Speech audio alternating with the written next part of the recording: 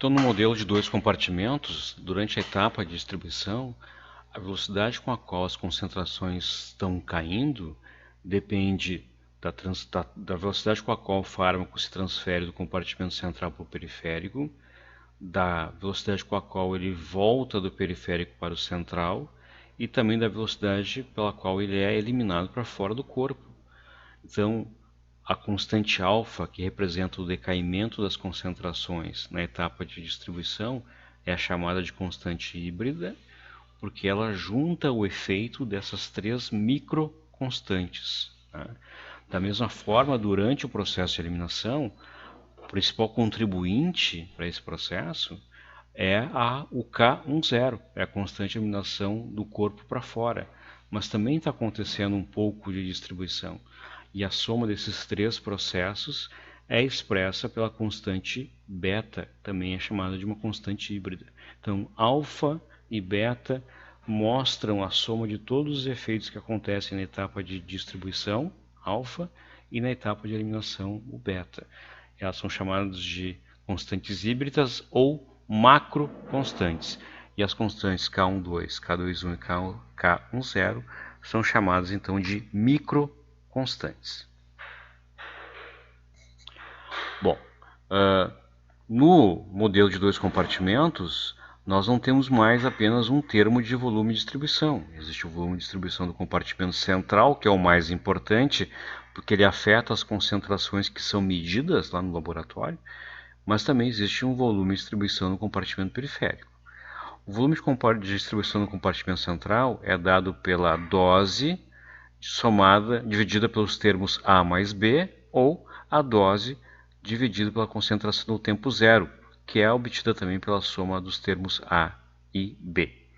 É possível também calcular um outro termo de área, chamado de volume de distribuição pela área, ou V-beta, que é dado pela divisão entre a dose por beta vezes a área sobre a curva, ou clearance dividido por beta. Tá?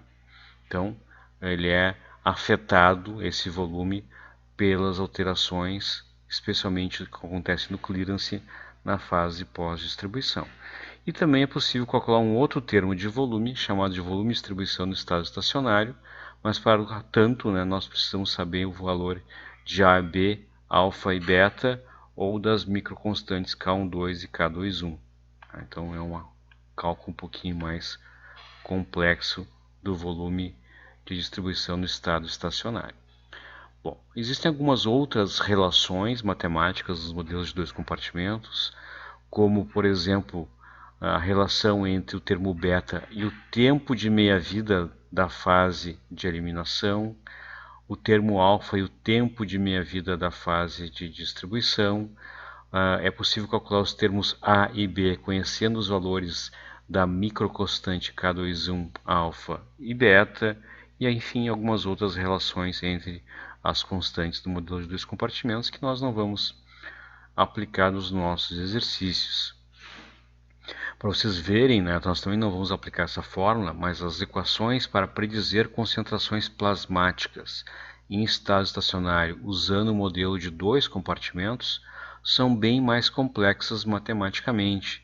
Nós precisamos saber o valor de alfa, de beta, das microconstantes, são formas bem maiores. Por isso, nós, sempre que possível, vamos tentar evitar o uso do modelo de dois compartimentos, não só pela complexidade matemática, mas pela incerteza que traz usar então uma equação com muitas variáveis diferentes.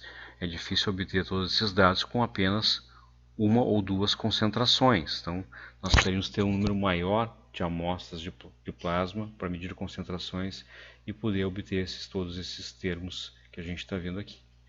Da mesma forma que a concentração plasmática num tempo t também requer equações mais complexas. Tá? Nós vimos anteriormente nos modelos de um compartimento que com duas concentrações era possível obter uma reta e com essa reta estimar o valor de K, o valor de volume. Como o termo modelo de dois compartimentos ele a princípio pode ser expresso por duas retas, nós precisaríamos no mínimo 4 concentrações, duas para que descrevessem a fase de distribuição e 2 que descrevessem a fase de eliminação, para poder obter os valores das constantes alfa, beta, A e B, o que é muito mais complexo de ser realizado na prática.